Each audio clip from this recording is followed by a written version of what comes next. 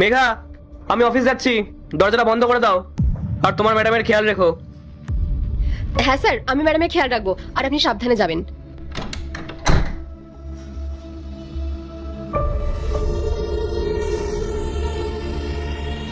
Madam, sir চলে গেছেন, এবার আপনি আপনার কাজটা শুরু করতে পারেন। উফ, যাক, আপদ বিদায় হয়েছে। শোন, নিচে আমার বয়ফ্রেন্ড মনোজ দাঁড়িয়ে আছে, ঠিক আছে? তুই ওকে একটা কল করে বলে দে যে রাহুল চলে গেলে ও যাতে উপরে চলে আসে।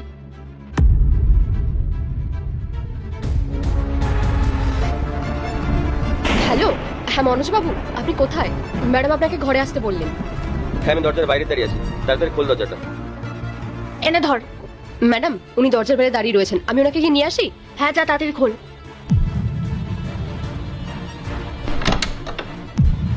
কিরে মেঘা, তোর ম্যাডাম কোথায়? আসুন, ম্যাডাম ভেতরেই আছেন। আরে ওই তো। স্নেহা, আরে তুমি চলে এসছো? এত দেরি করলে কেন? আমি কখন থেকে তোমার জন্য অপেক্ষা করছিলাম। আরে আমি তোমার হাজবেন্ড বেরোনোরই অপেক্ষা করছিলাম। তোমার ওই বোকা হাজবেন্ড গেছে তো? হ্যাঁ হ্যাঁ, গেছে। ও গেলে আমার একটা নতুন জীবন শুরু হয়।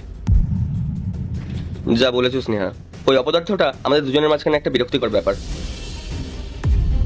তুমি জানো, আমি আমার বরের 1,00,000 টাকার ঘড়ি সরিয়ে রেখেছি শুধু তোমার জন্য, যেটা আজকে আমি তোমাকে দেবো।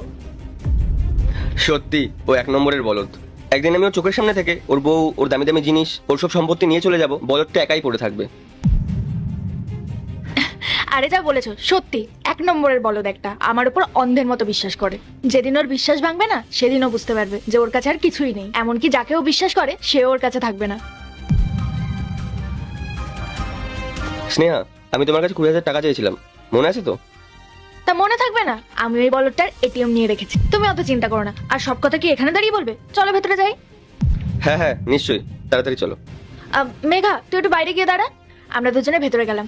আর কেউ এলে ঢুকতে দিবি না, আর কেউ যদি আসে আমাকে সাথে সাথে জানাবি। দরজা ভালো করে লাগিয়ে দিস। ঠিক আছে ম্যাডাম।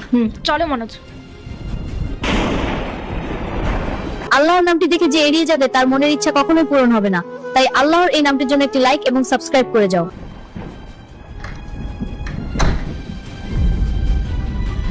মেঘা, এসব কতদিন ধরে চলছে?